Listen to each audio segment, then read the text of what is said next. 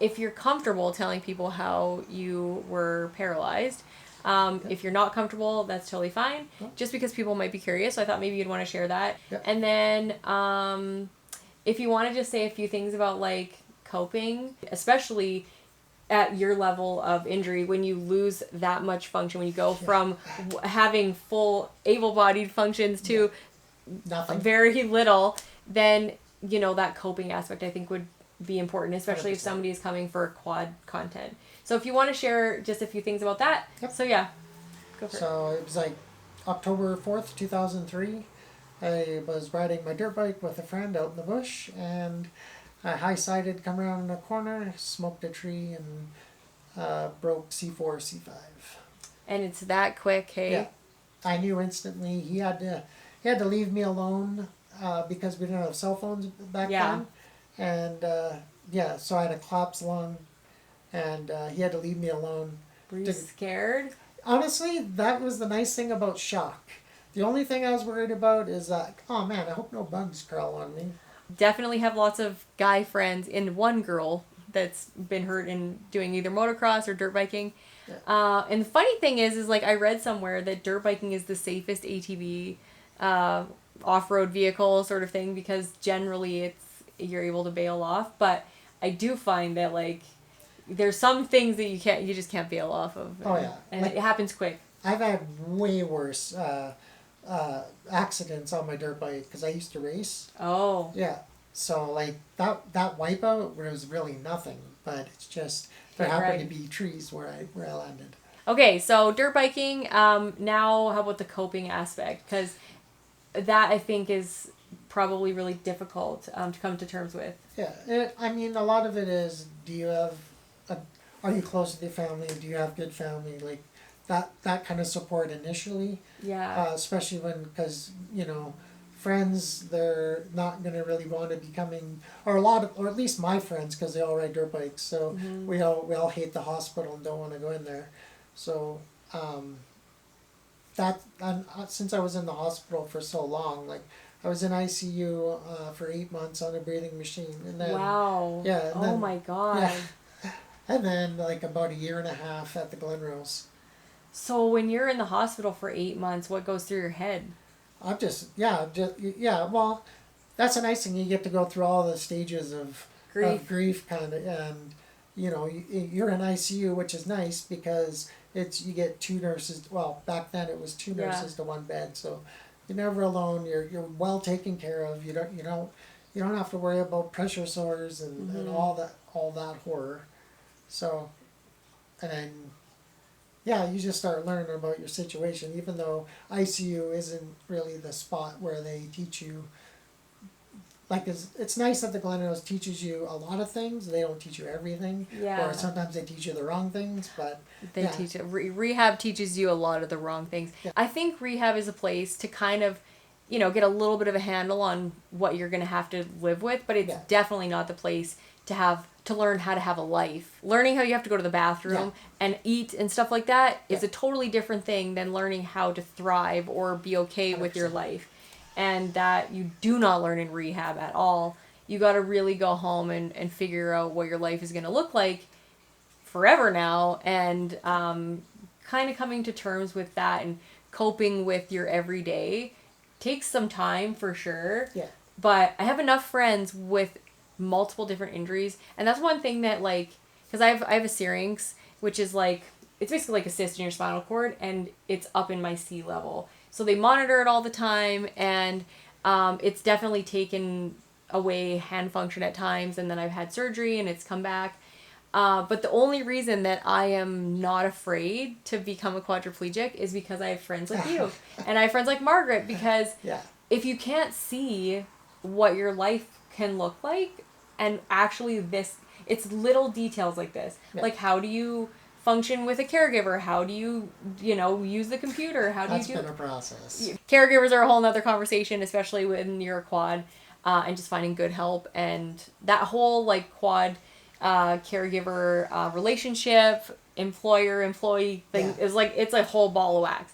So, that's an interesting video for another day. But Yeah, like I truly, the people that make me feel okay about whatever my life is going to look like in the future, because I don't know what it's going to look like. That's why I feel okay about it. Because I think it's like, you probably didn't know one person that was a high level quadriplegic when you were hurt. No. And so I think actually that's not true, because like 3 months later after I got hurt, there was another high level quad right beside me in ICU. Oh, really? Yeah. So I got to see her come in, and just like on the initial days of, oh my God. Yeah. Well, for one, spinal cord injury is kind of rare. And your level of injuries. Actually, I don't know. I'm not entirely sure, because I read one time that it's the quadriplegics are higher. Like your chances of becoming a quadriplegic are higher than a paraplegic. Oh, right. I read that. And I don't know if that's still a thing. I'm going to look that up. I'm going to look that up and put the statistics like along the screen somewhere, like in Canada, because I don't know what it is around the world. I don't know if we'll be able to find the world statistics, but I'll try and find the Canadian ones, or at least the North American ones. Maybe it's more likely that if you're a quad, it's more likely to be incomplete. Yeah, I am incomplete. A should be. Oh, okay. Yeah. Yeah, I think that's what I read. Anyway, I'll put the statistics on the screen somewhere. But anyway, I just wanted to sort of ask about that, about the coping thing. And life now is like, does life now feel good? This like, is life, happy. and this is good thing. It's really happy when I'm playing sports. Yeah. Or playing video games, or going to movies, or just hanging out with my caregivers and friends and whatnot. Everybody I'm has. happy. I'm sure everybody has days that, like, I have days that it's frustrating, and you're like, really, this is forever, because I still have days like that. It's usually when my wheelchair is broken or something like that. Yeah. Yeah. Or I can't go to or I'm missing out on some sort of sporting event, because that's really what I live for, is anything sports. Yeah, and he's so good. He's the only reason if we don't have him on our Volt hockey team, we're probably not ever going to Sweden, because we're trying to go to Sweden for Worlds, which we'll lose probably once we get there. But what are you talking about? I don't know. Happening. I know. He's like, stop saying negative things, but it's very hard. I didn't realize once. I don't know. Like, you just see the power soccer chair, or the power chair for Volt hockey, and you don't understand the skill involved in the control aspect of it. And then when you go in it and you realize how actually like hard it is, it's like actually a technical like skill to learn how to control the chair. And he's very good at it. He's been playing power chair soccer for a long time, so he has that experience with controlling it. But if anybody looks at these sports like power chair soccer or Volt hockey and thinks that like, oh, that's just for, people with disabilities that can't play real sports, like, it's a real sport, dude. Like, it is hard. I've never been so frustrated and also extremely excited as playing Volt hockey. Look how far we've come. We used to play in plastic guards in our everyday chairs. Seriously? Yeah. That was 8 years ago. Wow, that's crazy. Yeah. That is bizarro. It's cool though that I feel blessed that we live in a time where we have these things. Yeah. Because it would be really frustrating for all of us with disabilities to not have the things that keep us living for something. I don't know what I would do without sports. Okay, so coping, find things that you still like to do. Like, there's still things that you like to do. He was obviously into recreational things before. He was dirt biking and all that stuff, so that's what you do now. That's right. And you just do it in a different way, and I think that for me, it's always finding the feeling.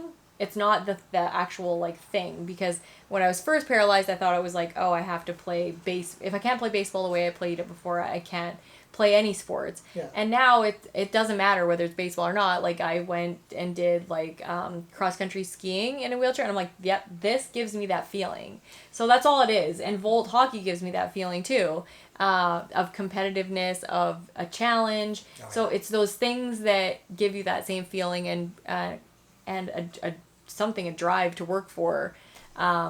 and that's all you really need. And I think keeping an open mind and not being a stubborn butthead about things, because that was me for so many years. Oh, yeah. Yeah, that's definitely part of the way to be happy.